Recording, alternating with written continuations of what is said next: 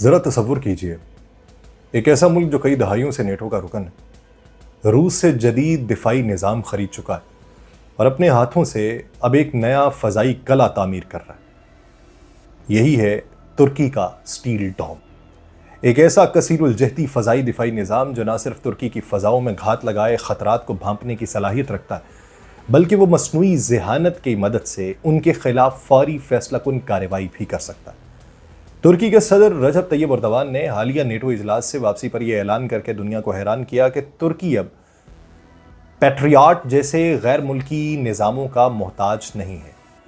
वो सिर्फ S-400 नहीं रखेगा, बल्कि एक मुकम्मल मकामी हल के साथ उभरेगा।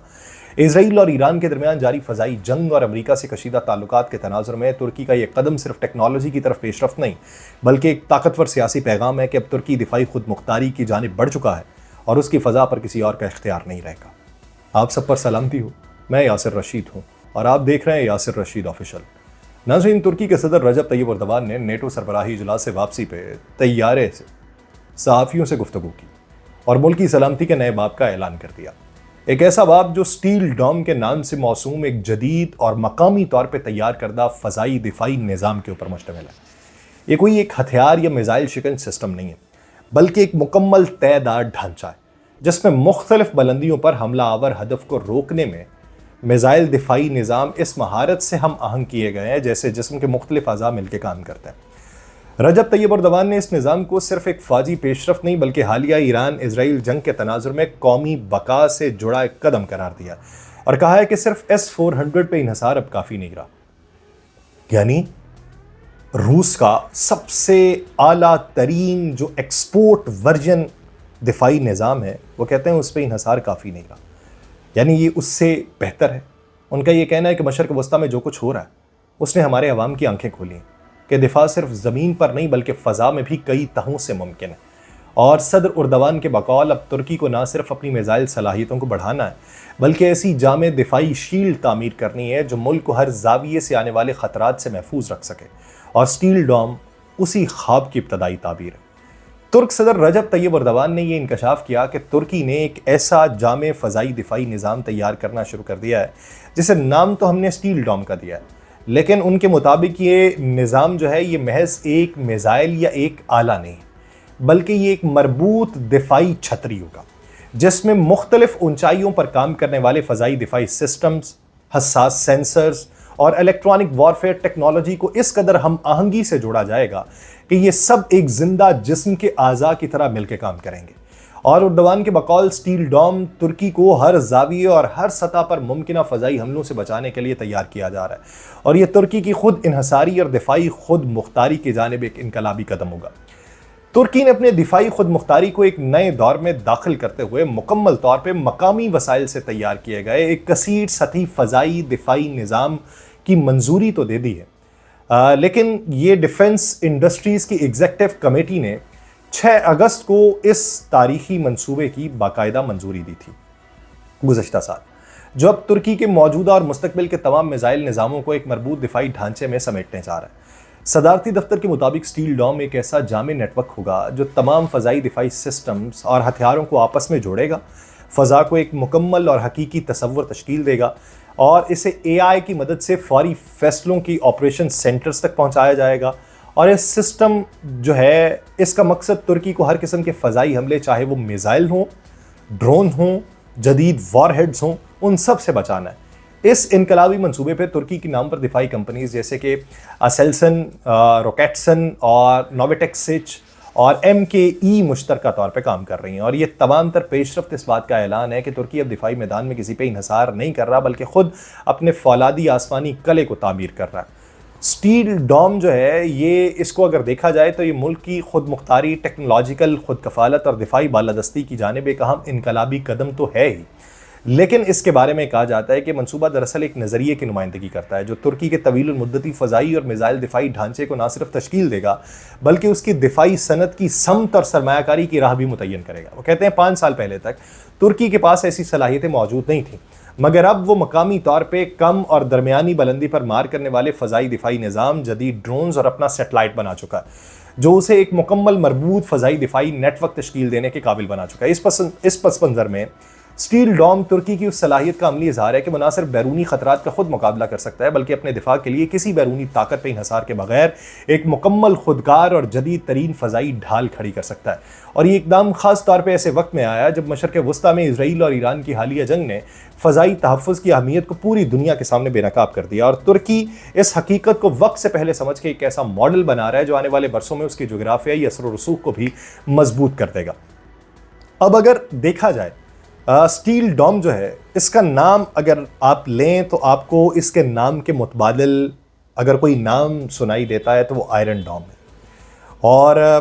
اس کا خاکہ اگر دیکھیں تو وہ بھی آپ کو اسی طریقے کا دکھائی دیتا ہے۔ یہ اگرچہ یہ اسٹیل ڈوم نظام اسرائیل کے آئرن ڈوم کی طرح کئی تہوں پر مشتمل ہے اور اس کا مقصد بھی فضائی حملوں سے تحفظ فراہم کرنا ہے، لیکن ایکسپرٹ کہتے ہیں کہ دونوں نظاموں کے درمیان واضح فرق موجود ہے۔ اس بات کی نشاندہی ہوئی ہے کہ دنیا میں سب سے کامیاب اور آزمودہ ملٹائی لیئرڈ فضائی دفاعی نظام اسرائیل کا آئرن ڈوم تھا، اور ترکی کے منصوبوں کا نام بھی اس کی یاد دلاتا ہے، مگر اسٹیل ڈوم محض نقل نہیں بلکہ ترکی کی دفاعی ضروریات اور خطے کی زمینی حقیقتوں کو سامنے رکھ کے بنایا جا رہا ہے۔ جس طریقے سے ابھی آئرن ڈوم کی ناکامی دیکھنے میں آئی ہے اور مختلف محاذوں کے اوپر شش و پنج کا شکار دکھائی دیا ہے اور پھر اپنی ہی جو ڈیفنس میزلز ہیں ان کو نشانہ بناتا دکھائی دیا ہے، تو اس میں وہ لوپ ہولز موجود نہیں ہوں گے۔ اگرچہ یہ نظام بظاہر اسرائیلی ماڈل جیسے آئرن ڈوم، ایرو یا امریکی پیٹریاٹ میزائل سسٹم سے متاثر معلوم ہوتا ہے، لیکن ترکی کا نظام مخصوص طور پہ طیارہ شکن دفاع پہ مرکوز دکھائی دیتا ہے، نہ کہ صرف میزائلوں کے دفاع پہ۔ جو ایکسپرٹس ہیں وہ یہ کہتے ہیں کہ اسٹیل ڈوم کو مختلف نوعیت کے خطرات جیسے ڈرونز، جنگی طیارے اور کم فاصلے سے داغے گئے میزائلوں کے خلاف استعمال میں لانے کے لیے تیار کیا جا رہا ہے۔ یعنی وہ جو ہیں وہ صرف میزائلوں کے خلاف استعمال ہوتے ہیں، یہ جنگی طیاروں کے خلاف بھی ہوگا، ڈرونز کے خلاف بھی ہوگا، کم فاصلے سے داغے گئے میزائلوں کے خلاف بھی ہوگا۔ اسٹیل ڈوم کی رونمائی نے ترکی میں ایک نئی بحث کو جنم دیا، وہ یہ ہے کہ خاص طور پہ روس سے خریدے گئے جو S-400 نظام ہے، جس کو ترکی نے 2017 میں $2.5 ارب کی خطیر رقم سے خریدا تھا، جس کی 2019 میں مکمل ہوئی سودے بازی، لیکن اس سودے کے بعد نہ ترسیل ممکن ہو سکی بلکہ F-35 جو ہیں اس پہ بھی منصوبے سے خارج کر دیا گیا ترکی کو، جس سے ترکی کی دفاعی پوزیشن کو ایک بہت بڑا جھٹکا لگا تھا۔ اب جب ترکی مکمل طور پہ مقامی وسائل سے اسٹیل ڈوم جیسا جدید اور مربوط دفاعی نظام تیار کر رہا ہے، تو ایکسپرٹس کا یہ سوال بجا ہے کہ آخر مہنگے روسی نظام کا مستقبل کیا ہوگا جو پہلے سے لے کے رکھ لیا ہوا۔ پھر اس خدشے کا بھی اظہار ہو رہا ہے کہ نیٹو کا رکن ہونے کی حیثیت سے ترکی کے لیے S-400 کو اسٹیل ڈوم میں ضم کرنا انتہائی مشکل ہو جائے گا، کیونکہ نیٹو کے تکنیکی پروٹوکول اور ڈیٹا سیکیورٹی کے اصول اس کی اجازت نہیں دیں گے۔ اسی طرح S-400 کی مؤثر کارکردگی روسی ماہرین کی مستقل موجودگی کی محتاج ہے، جو ایک خود مختار اور خودکار دفاعی نیٹ ورک کے لیے رکاوٹ بن سکتی ہے، اور اس کے مطابق اسٹیل ڈوم جیسا مربوط نظام صرف اس وقت کامیاب ہوگا جب تمام جزوی نظام مکمل ہم آہنگی کے ساتھ ایک دوسرے سے جڑے ہوں۔ یعنی مثال میں ایک سادہ سی اگر مثال دوں، F-16 بھی اڑ رہا ہو، F-17 بھی اڑ رہا ہو، F-35 بھی اڑ رہا ہو، یہ سارے جو ہیں ایک طرح سے ضم ہوں اور سب کا ایک طرح سے ہی تمام جہازوں کو مربوط اوپر، ان کے جو اوپر والا جہاز ہے وہ ان کو انفارمیشن فراہم کر رہا ہو، تو یہ تبھی ممکن ہوگا جب سب انٹیگریٹڈ ہوں گے۔ یوں محسوس ہوتا ہے کہ ترکی کا مستقبل کا دفاعی وزن مکمل طور پہ مقامی ٹیکنالوجی اور خود مختاری پہ مبنی ہے، جہاں اسٹیل ڈوم جیسے منصوبے اس کے خواب کی تعبیر بن رہے ہیں، جبکہ S-400 جیسے مہنگے لیکن بیرونی انحصار پہ مبنی نظام شاید ایک دوراہے پہ کھڑا ہے۔ ترکی کے اسٹیل ڈوم منصوبے کو فی الحال مکمل طور پہ فعال ہونے میں وقت لگے گا، کیونکہ یہ کوئی فوری منصوبہ نہیں ہے بلکہ ایک طویل المدتی دفاعی حکمت عملی کا حصہ ہے، اور اس نظام کا مکمل آپریشنل ہونا کئی مرحلوں میں ممکن ہوگا کہ اس دوران ترکی نے اپنے دیگر فضائی دفاعی نظاموں کا سہارا لینا ہے۔ فی الوقت ترکی کی مسلح افواج نچلی پرواز کرنے والے اہداف کے خلاف ایسلسن کا تیار کردہ کورکوٹ سسٹم استعمال کر رہی ہے، جبکہ کم و درمیانی بلندی پہ حملوں کا جواب دینے کے لیے حصار او سسٹم موجود ہے۔ اسی دوران ایسلسن نے یہ بھی اعلان کیا ہے کہ طویل فاصلے تک مار کرنے والے جدید دفاعی نظام سپر جو ہے وہ سال کے اختتام تک فوج کے حوالے کر دیا جائے گا، جو اسٹیل ڈوم کا ایک کلیدی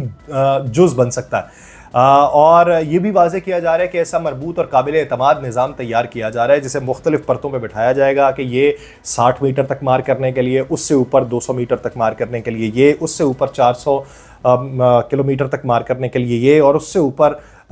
500 کلومیٹر دور سے ہی نشانہ بنانے والا بھی نظام جو ہے اس کو انٹیگریٹڈ کرنے کی باتیں ہیں۔ تو دیکھیے کہ یہ آئرن ڈوم سے کس حد تک مختلف ہوتا ہے اور اس کے جو لوپ ہولز تھے وہ اس میں کس حد تک کم ہوتے ہیں، اور دنیا اس نظام کی طرف کس حد تک توجہ دیتی ہے اس کی خریداری کے حوالے سے۔ مجھے دیجیے اجازت۔ اللہ نگہبان.